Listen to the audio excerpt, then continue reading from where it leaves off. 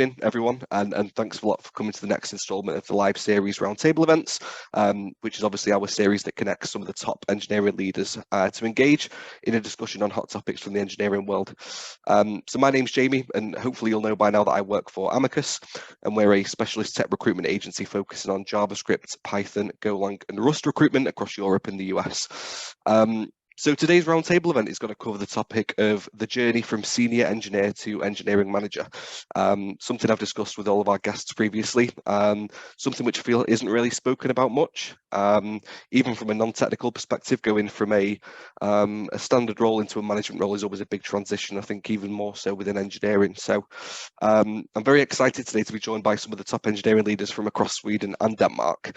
So I'll go around and give everyone just a very brief introduction. So we've got Steffen Sommer, who is currently CTO at Monstarlab. We have Søren Engel, who is the Director of Engineering for Linkfire. Daniel Lazarovici, I hope I pronounced that right, Daniel, apologies if not, who's the Head of Engineering at Firmnav, and David Božjak, who is the Director of Engineering for Øresundsbron. So yeah, again, thanks a lot for joining, everyone. And as I mentioned, I'd just like everyone to do like a brief introduction to give us all an idea of your kind of experience and what your role is at the moment. So David, I introduced you last, but let's come to you first. Could you give us all a brief introduction to yourself and your current situation? Yeah, sure. Big thanks for having me on, first of all. But yeah, I'm David Božjak. I'm originally from Slovenia, but I've been living the dream in Sweden for the last 10 years. Really the promised land I can strongly recommend to everyone who's tempted. I have a strong, classic engineering background. So I've studied computer science, and then I worked as a software developer, like in small companies and very big companies, and then kind of had like a standard path to tech lead, engineering manager, engineering director. So currently my position is Director of Software Engineering at Øresundsbron, like making sure that, like all the in-house development that we do that enables the connection between Sweden and Denmark works smoothly. Awesome, thank you very much. Daniel, we'll come to you next. Could you do the same? Yes, so thank you for having me on the panel. So I'm Daniel, Head of Engineering at Firmnav. At Firmnav oversees the operations of backend team and front-end DevOps, cloud and AI in Copenhagen, in both our locations in Copenhagen and Lisbon. Also have done some public speaking meetups, some meetups around also front-end meetups and backend meetups, also in Vilnius, AWS. I've also done some workshops. And yeah, overall, I've been in Denmark with a range of companies, everything from small startups to big enterprise in various positions as a lead in architecture. Amazing, thank you very much. Søren, we'll come to you next.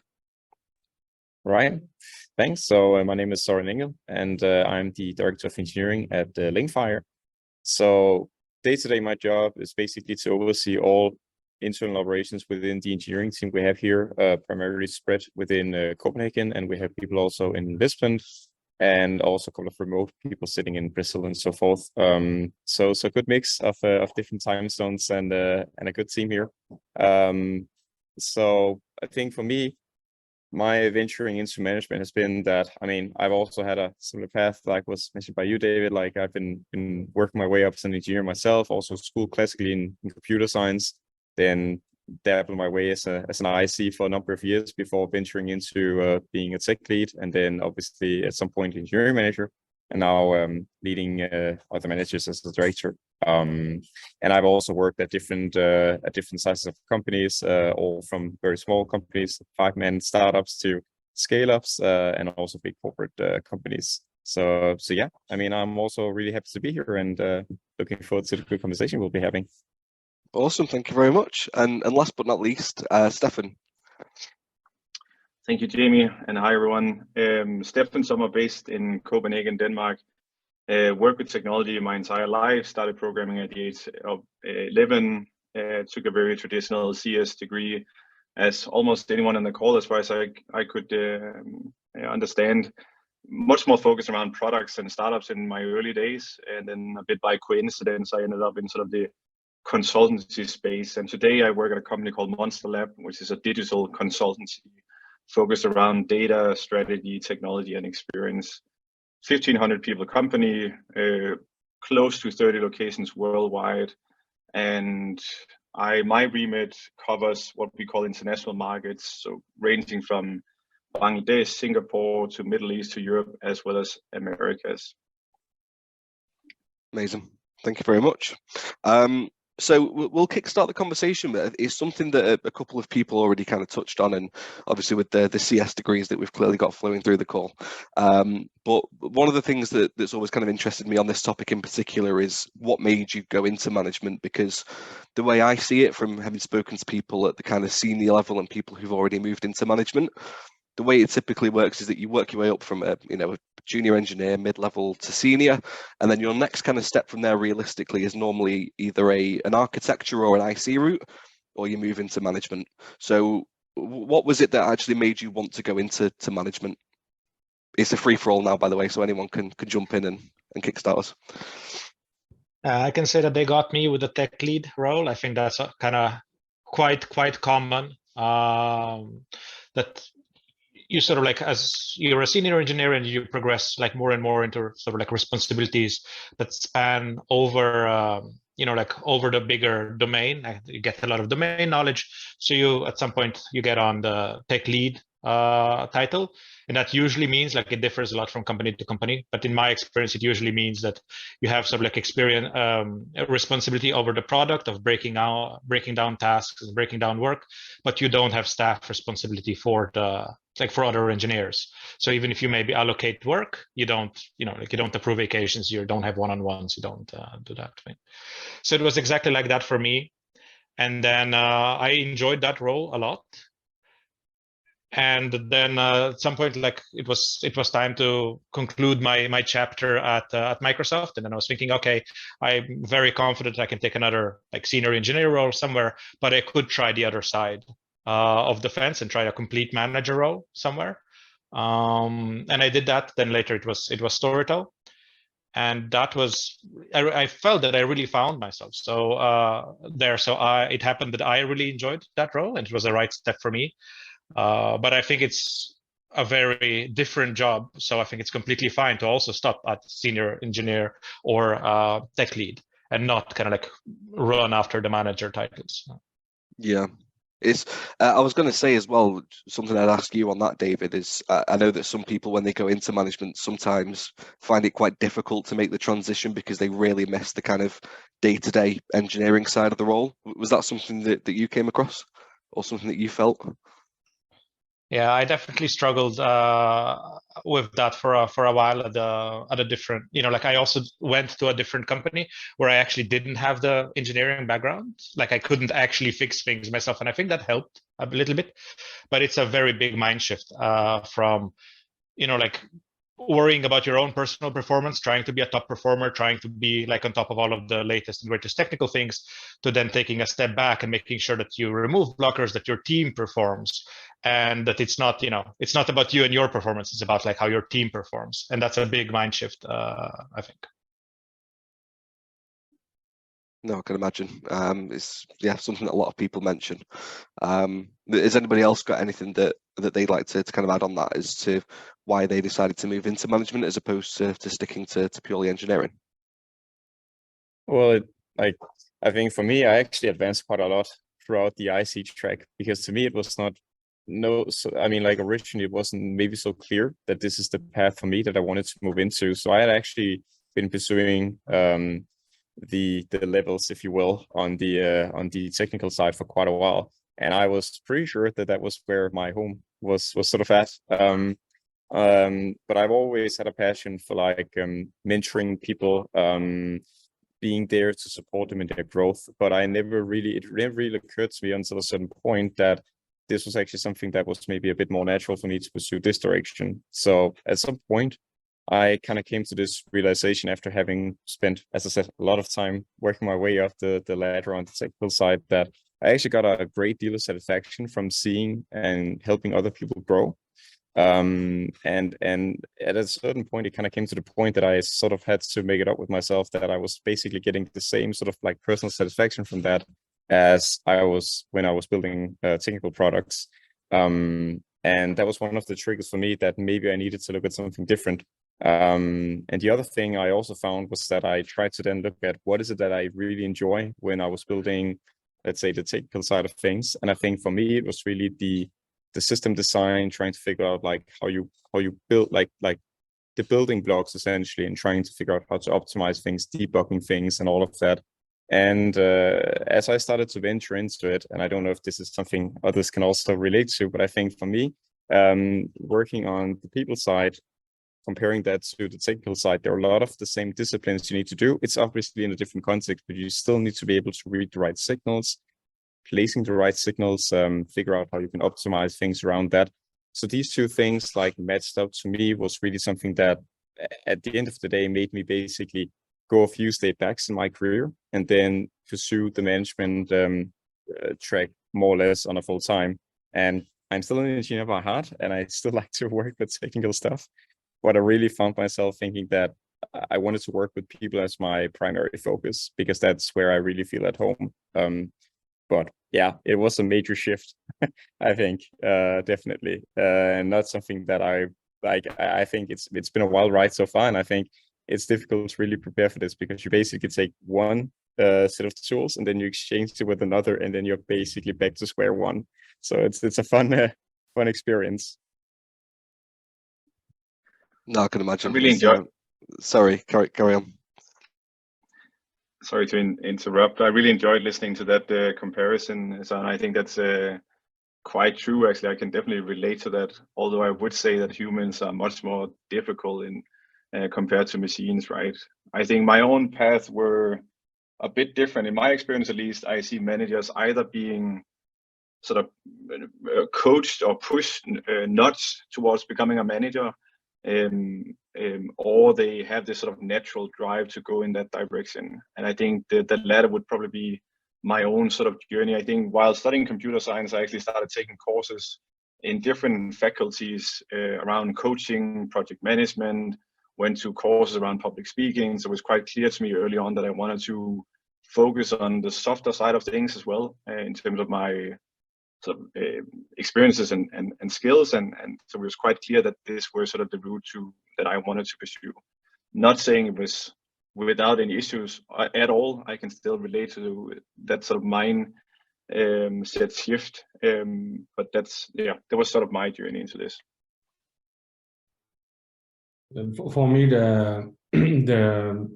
what got me into engineering management was in your career, you kind of develop different passions for different areas. So at the beginning, you kind of, you really want to code well and deliver, and then you become a senior and a lead. And then at some point, you say, okay, but I really want to learn how to build well, define architectures, scalability. What about the product? So for me, it was the perfect combination of the passion for people, technology and product, but also the engagement with the tech community and branding, because I always felt that the engineering manager or the engineering management is like a lighthouse for your company, where you project towards others how you want to brand yourself, but also how well the foundation and how to build really well foundation of engineering. And it also helped along the way that at least I was lucky to pinpoint some really good mentors that were I was a lead, they were directors, right, and really helped me along the way to understand what is expected of that role, how the first day looks like, different scenarios that you can hit along the way. So those kind of things really build the natural growth towards that role.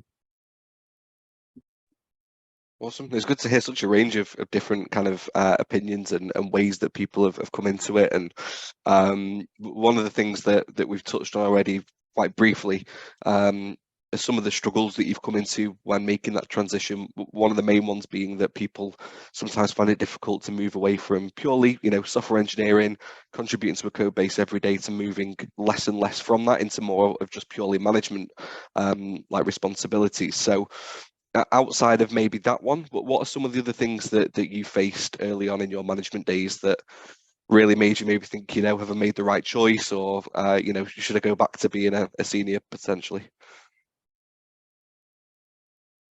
I mean, one of the things I had, I don't know if I were lucky or not lucky, but I had kind of like a very interesting start when I officially moved into being an engineering manager, because I took over some teams where I knew some of the people, didn't know some of them, but one of the things I had to deal with pretty early on was low performance, and that was I think that was really challenging, because that was something that I had never had to deal with, so much heads on as an individual contributor, because I could obviously look at other folks and say, okay, maybe there is somebody who isn't pulling their weight, or I mean, I think at some point you get to that point where you're like thinking, okay, what is this person doing here? Like all of that, you have your own thoughts and all of that.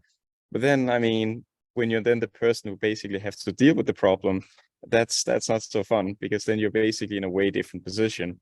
So I think for me, I mean, like being the person who had to come in and basically be the one who exposed this individual to the bad news was not super fun, to be quite honest, because it was getting to the point where the person had been neglected for quite some time, hasn't maybe been told, how the person's performance were, and I had to then come in and basically start from breaking where we were and painting the picture of where we would be moving with improvement plans and all of that.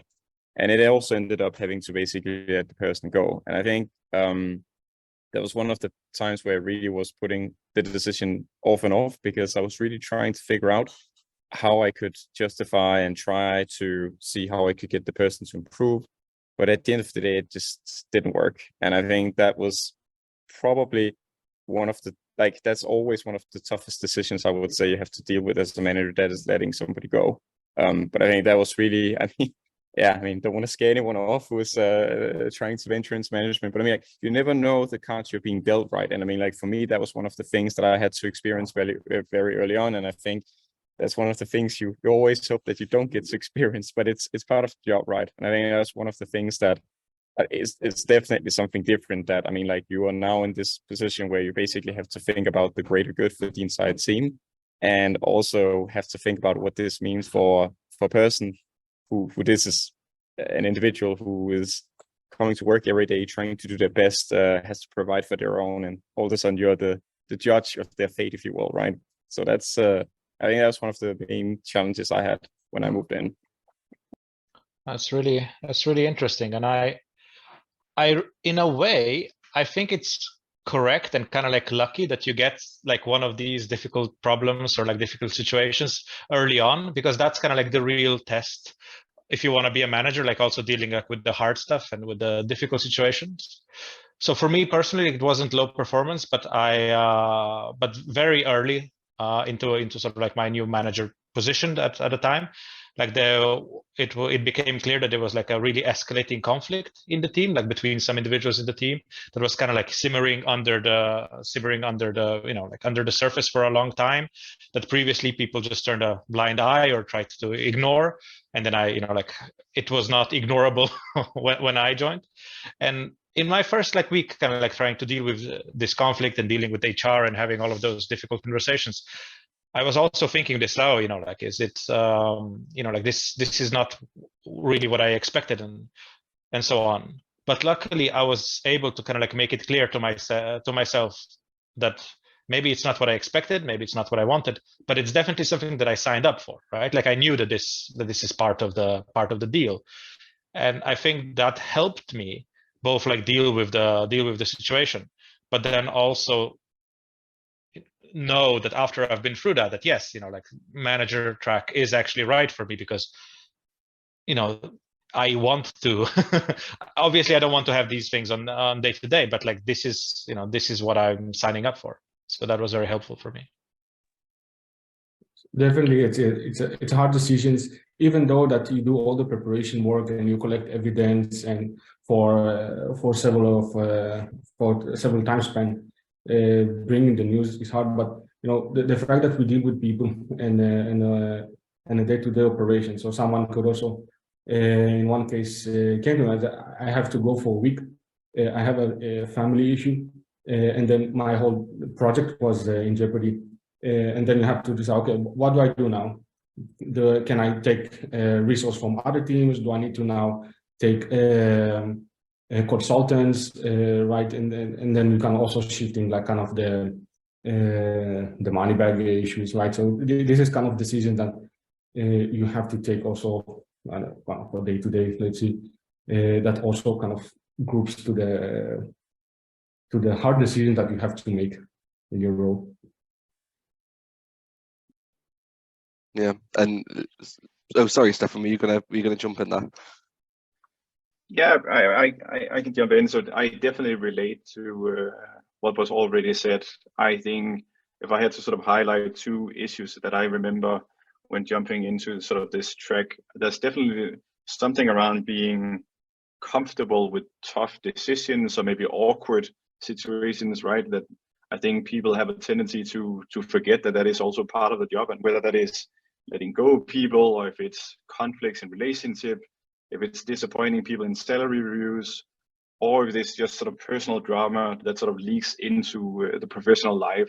That's all part of the package, and I really like the phrase of that is what we sort of signed up for. I really like that. The other one that I remember struggling a bit with was sort of starting to reflect a bit on what is sort of my own leadership style, so to say. And is that even a thing? Can you even boil it down to sort of an archetype, or do you sort of jump in between archetype depending on what the situation requires? I think that's something that I sort of, at least from my experience, my own personal experience, but also what I see in other new managers, is that they have a tendency to either become this sort of very sort of demanding, hierarchical, micromanaging type of manager, or maybe they are the opposite, being too polite, not really setting the right level of expectations, and so on. So sort of balancing all of that and trying to find your own sort of personal flavor, whether that is changing depending on the situation or if it's more sort of static. That was definitely something I struggled with in the beginning. That's a really good point, and something that I was going to bring up later, Steffen, actually. So obviously I'm not an engineer by any stretch of the imagination, but I transitioned into a management role about a year ago. One of the things that I found really difficult personally, I don't know if this is something that any of you can relate to. Obviously, I personally, from my own perspective, have a way of being managed that I like. What I found really difficult was to adapt to how other people like to be managed, because I was a little bit short-sighted, I think, and sometimes thought, well, this is how I like to be managed, so I'm presuming this is how other people like to be managed. And it was like quite a rude awakening to realise that really wasn't the case, and that, if you're managing a team of 5-6 people, there's probably, 2 or 3 different ways that you have to manage each of those individuals to get the best out of them. So I don't know whether that's something that anyone else has come across and kind of battled with, but something that I certainly got a rude awakening to when I went into management. And absolutely agree to that one. That's it's especially also interesting if you were like, if I think for me also one of the things there, as I said, I mean, like some of the people I was managing when I first stepped in, I knew already, but one thing is knowing them as a peer, another thing is knowing them then as somebody that you have to manage, which was very challenging also, because you have to walk this fine line between I mean you are their manager now, but I mean, you also had a previous relationship, both professionally, but then also like from a friendship point of view, right? But yeah, so definitely it's yeah, I agree 100% that you need to wear a lot of different hats, if you will, depending on the individual. But like you were also saying, Steffen, I think there's also like being able to take on different like you say, like archetypes is one way of putting it, but yeah, I mean, adapting to, like in some situations, maybe you need to be a little bit more product specific, maybe more technical specific, maybe you can be a little bit more hands-on, hands-off sometimes. I mean, you really need to be adapting a lot as both the team evolves, but also as you're being thrown into new situations, if you will. You cannot just apply one like silver bullet, if you will, which we all know doesn't exist, and then just assume that's the natural order of things until you don't have that team any longer. Also, like the fact that at some point you have to say no to people, not only yes and be a promoter, because eventually we as an engineering managers, we have access to the broader picture, right, to the business picture. So not always the engineers would follow or would understand. So it's really this job kind of really makes you develop an elephant skin as well. Yeah, definitely, and I can definitely see that, because, like you say, sometimes having to deliver hard news, as we spoke about before, or having to try and kind of bring people around to your way of thinking is never easy, even outside of a management position. But obviously, when you're in that kind of higher up role, it is always a difficult conversation to have with your team. But one thing I was going to ask people, it's always an interesting one. If we were to speak to anyone's team in here now, how do you think they describe you as a manager personally? No swearing, please. You mean no swearing in the English language? So people Well, if I'm still working on my Swedish and my Danish, so you can probably get away with that for now. It'll probably slip past the editor.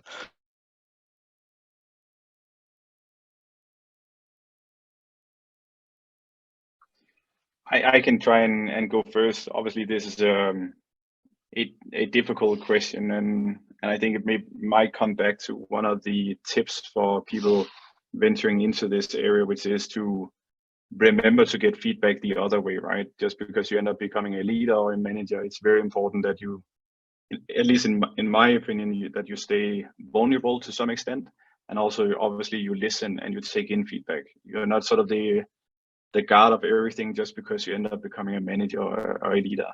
In terms of how I would guess, and to some extent know that how my team or my direct reports see myself, I'm definitely a leader that listens to everyone. I try to sort of drive a bit of consensus, and if I cannot achieve that, then I'll make the call myself. I can definitely be on the sort of more polite side, and I think that's one of the things that I've actually worked on, to be a bit more aggressive, of probably lack of a better word, but in some situations that might get you to the outcome you want, instead of trying to drive this sort of consensus mindset. I have a high level of integrity, and I think a lot about my own values, but I also care a lot about the company values. We might not have time to think about that, and maybe this is sort of later on in the career of an engineering manager, but at some point you also need to consider the culture of the organization, the values of the company, and how that actually translates into everyday life in your team, and how you sort of can connect those dots. So yeah, that's some of the high level feedback I remember getting, at least. And yeah, as Steffen said, he led out fairly well, and for me, it's also the trust and transparency values that I'm trying to promote on each decisions.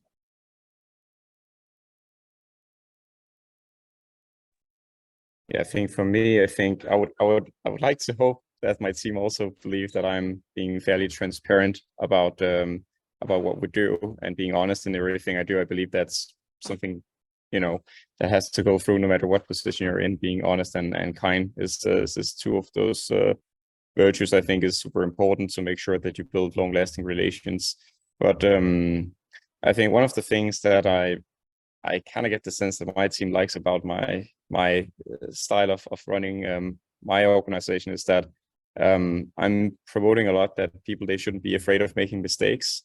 And I do that by also being vulnerable myself and showing that I can take a decision, but I'm also not afraid of showing when it was the wrong decision, but then tracing the steps back to why that was a wrong decision.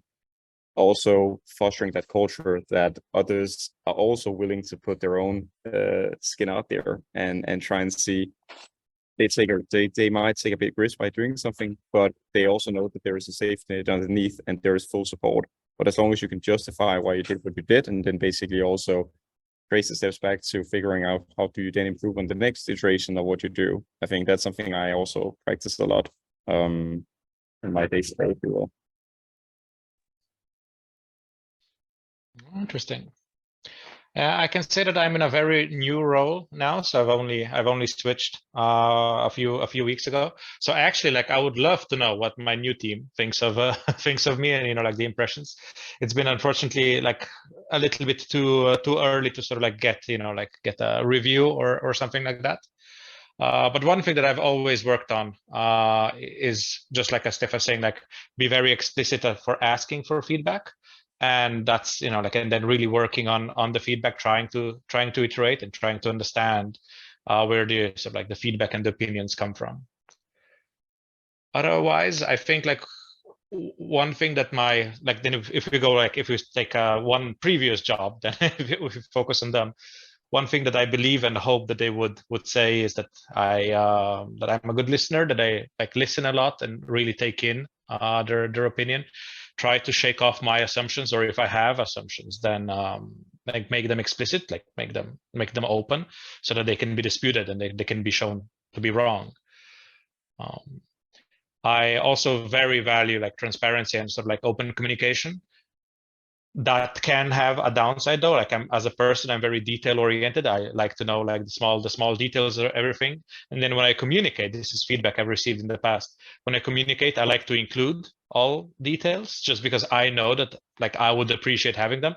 So I'm one of the wall of text people, and I'm trying to shake off that habit. It's surprisingly difficult though. It's a good trait to have, I suppose. Good trait to have, but yeah, I can appreciate why you may be working on it slightly. Yeah, I don't think I get many follow-up questions, which is both good and bad. I think it comes back to, and then maybe, sorry, and like you mentioned before, time zones, right? Like, but I think I worked in a very like time zone dependent workplace, like early in my career, or like a long way back in my career. There was like 9 hours time difference, so you didn't have, you had zero overlap, right? So then when you were asking questions or providing information to your counterpart, it was super important to really include everything, and like ask everything, include everything, because the worst thing that would happen is that you like sent off that email or whatever it was, and the next day you would come to the office and see, hey, like they all like this doesn't help me, they just asked me for clarifications, and now I've just lost that entire workday because I'm blocked. I can't continue. I was an individual contributor back then, but so like I think I then kind of like trained myself to kind of like, yeah, always include everything, think of everything, try to have this like massive package that you send over. But this is also baggage, right? Like this is not what you necessarily need. Works in every setup. So I'm trying to be very conscious of that nowadays, where I have luck to not work a lot across time zones. So yeah, let's see if that it would be interesting to know how much my new team is going to hate that. I'm sure they won't. I'm sure they won't. But no, it's no matter what level you're at in your career, I suppose there's always room for improvement and ways to change your style if that's needed. But oh, definitely. Yeah, of course. I should hope so. Yeah, exactly. And one of the things that somebody mentioned before, I can't remember who said it, but it was about not being afraid to make mistakes. I think it's such a massive point. It's one of my pet peeves, and I'm lucky enough really to have had a lot of managers throughout my career in recruitment and before that have been very transparent and, like you say, almost encourage people to make mistakes, because ultimately that's the way that you learn. I remember listening to a podcast. I don't know whether anyone listens to the Stephen Bartlett podcast, the Diary of a CEO. He had the footballer Peter Crouch on a couple of weeks back, and he made a point that really irritated me. So he said something along the lines of, he feels that if he has a manager, then his manager should always be a level above, and if you have a question for your manager, they should have an answer straight away. And my way of looking at that was, well, I would respect the manager a lot more if they said, actually, I'm not too sure on that. Like, let me look into that and get back to you. We'll work on it, rather than just coming up with an answer for the sake of being a manager and I should know more. So yeah, that's definitely an important point to cover, I think. But one of the other things that I wanted to cover, and we've already kind of covered this slightly throughout as we've been going through the conversation, but for people that are currently at a senior manager role or senior engineer role, sorry, or maybe as we mentioned before, in a tech lead role and looking to make that kind of full-time step into management, from everything that you've experienced so far and maybe seen from previous managers yourself, What would you say are some of the most important things and some of the tips that you pass on to people in that situation? I think really knowing that you want to is the first step, and really knowing that you're doing this for the right reason, that you have a passion for people and want to work with people full time. I think like now a lot of organizations are getting more enlightened and having more sort of like individual contributor levels or like performance or so on. But like if anybody wants to go to a management role just because of the pay, like please don't. Save yourself a lot of heartache. Save yourself, like save the team a lot of heartache. Like it's not, you know, it's not worth it, and it's not pleasant experience for everyone if you don't really have a passion for it. No, 100%. I would support that by all means. I mean, I think it's also important to kind of say that if you cannot truly say that you have that satisfaction from growing people, I mean, you shouldn't also be discouraged, like you're saying, David. I mean, like there are multiple ways you can grow in your career, and I think for some, maybe it's also understanding, like both from a company point of view, that management isn't seen as a higher thing than maybe an individual contributor track, but also that I think there are leadership in both tracks. It's just a matter of like how you apply that leadership. And I think that's really what I tell my engineers is that, I mean, like when they're getting to this crossroad, is that, well, I mean, like, do you want to build bigger and better systems, or do you want to manage bigger and better teams? Because I think that really also for me, what it boils down to is like what way do you want to move around in your career? And as I also said early on, I think for me, there is a lot of things to be gained. So something that I also encourage my team for is basically, I mean, like, that they try it out. I mean, like if they have a hunch that they want to try this out, give it a go, see how it works for a period. If you don't like it, there is absolutely no shame in moving back to the other track. I think that's super important to understand, is that there is no right or wrong. It's not that you have to feel that you failed if you don't succeed moving into engineering management. I think that's the last thing people they should be afraid of, because I think that's just as much other things in life. You have to try it out, see how it works for a significant period of time, and then if it doesn't work, you just move back to the other thing you were doing. There's no problem with that at all. And usually I ask when I get a request, I wouldn't want to be lead or something like that. Like what exactly type of management would you like to do? Is like more technical, more people? Because there's some other tracks. So asking the why question, so we can also groom the person if you really feel passionate. But also, you know, I actually read a really nice article that even promoting to engineer managers role, there's a 3 months grace period that you don't even communicate with the organization, right? Just the person start acting as, and then if it doesn't work, if it works, then it's all right, right? But if it doesn't work, it's not stepping down, it's stepping aside. And so finding something that is equal, which I think is a really interesting method. And of course, not neglecting your roots, right? So you still have to perform very well technically, for example, so improving development yourself. That's actually some core courses. One of the courses was in educative that I really like, and some other really well articles there. So you can start learning about what does it mean, and really go hand in hand.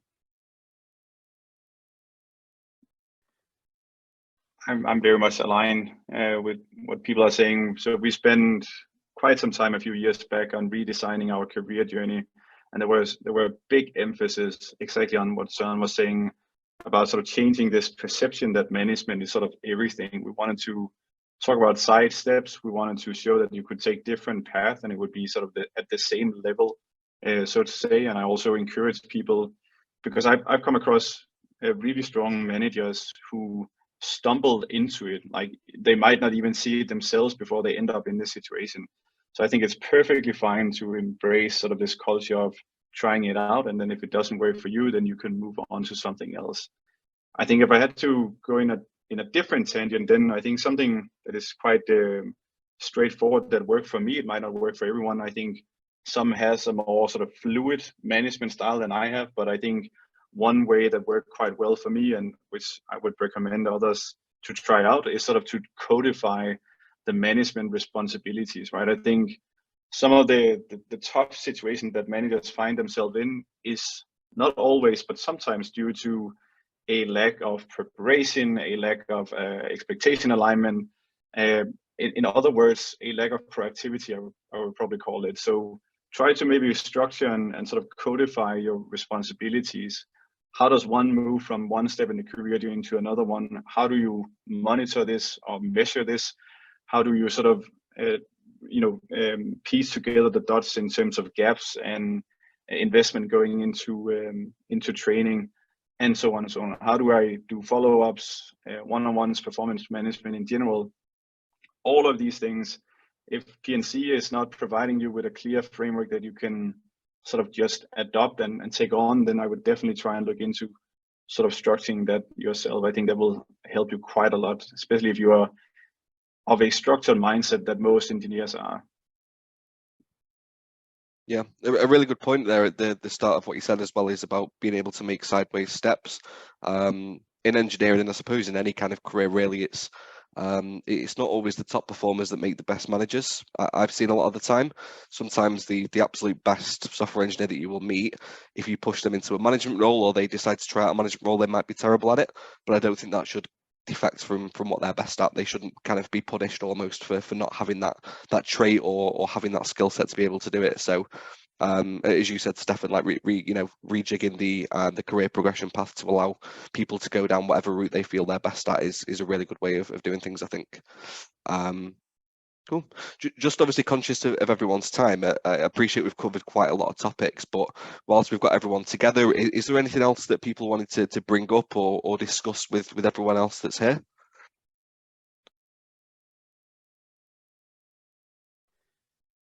So one thing we didn't cover, which would still be at the beginning of one's sort of management journey, which I think is very, very relevant in the current situation we are in right now, is remote management, right? Time zones were mentioned at some point, but I think it should not be undervalued, the sort of the challenges involved in having remote reporting lines, right?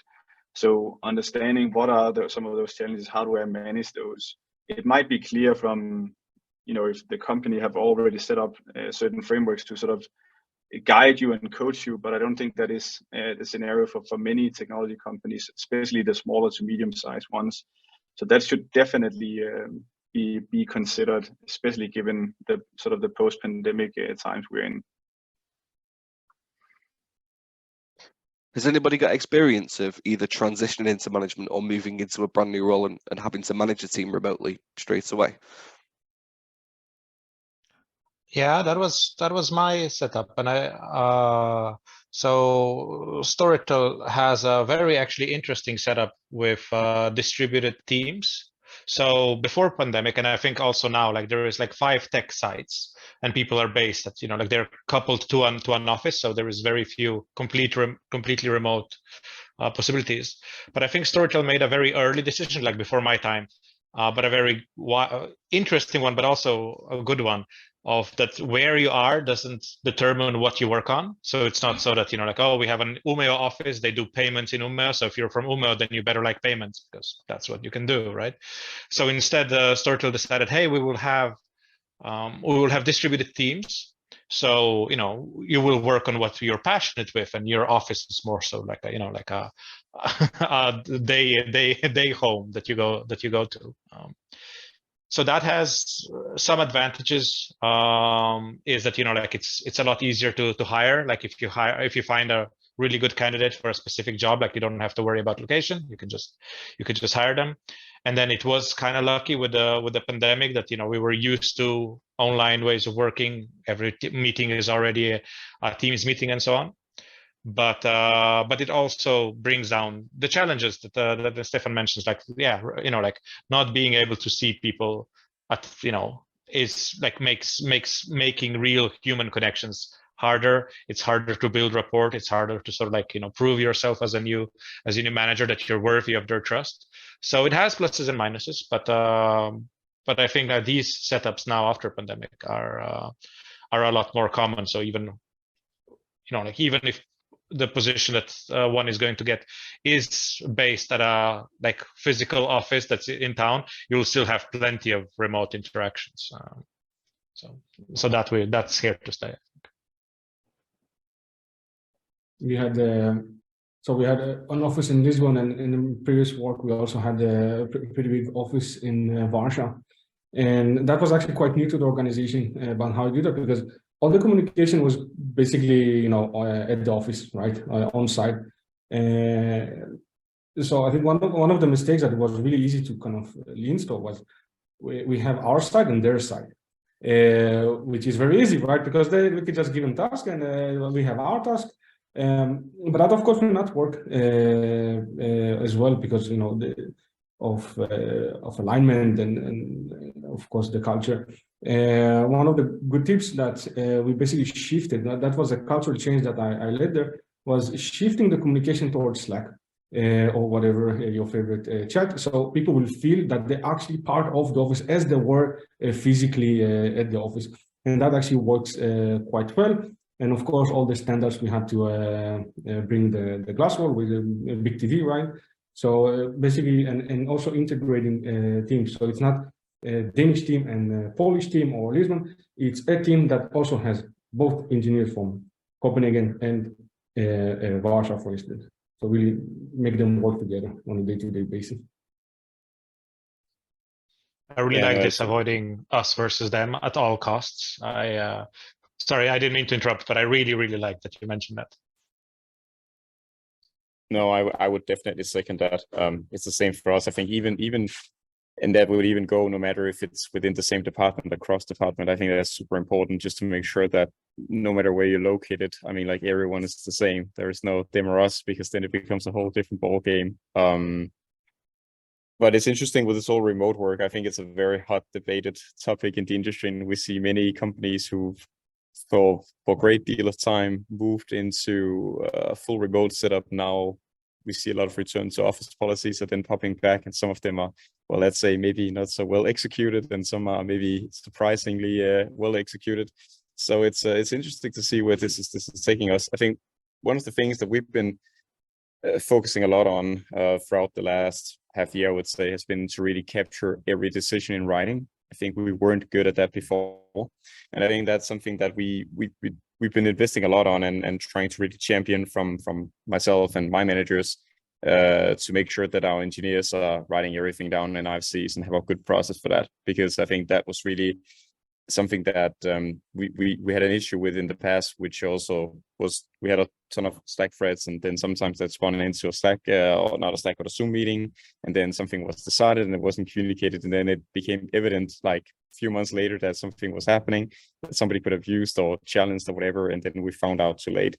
So I think that's something that, yeah, I would definitely also say, I mean, like, if I think that I would at least encourage people moving into this role, even if it's this role or not this role. I mean, like, remote work, definitely make sure that you're spending time on both your written and spoken let's say communication, if you will. Definitely. Yeah, I can imagine that plays a huge part if somebody leaves the business as well, quite unexpectedly. If you've got someone who's running like an entire feature or product, and then they've been kind of doing it all on their own, they decide to leave, there's no handover done, and then you've all of a sudden got a feature that's nobody knows what's going on with it and how to kind of lead it forward. So yeah, documentation definitely a big one when it comes to remote. Perfect. I think, as I mentioned, I've covered most of the topics that we kind of had lined up for today, but has anybody else got any other questions or any points that they feel we should cover? I think one thing that's is a special consideration for somebody kind of like moving in is, I think it's worth really thinking about if you want to be sort of like promoted from within, like if you want to become an engineering manager at your current place, or if you're going to switch to a new company with a new position, with a new scope. And I think both sides have pros and cons. Both can be done very well and both can go very poorly.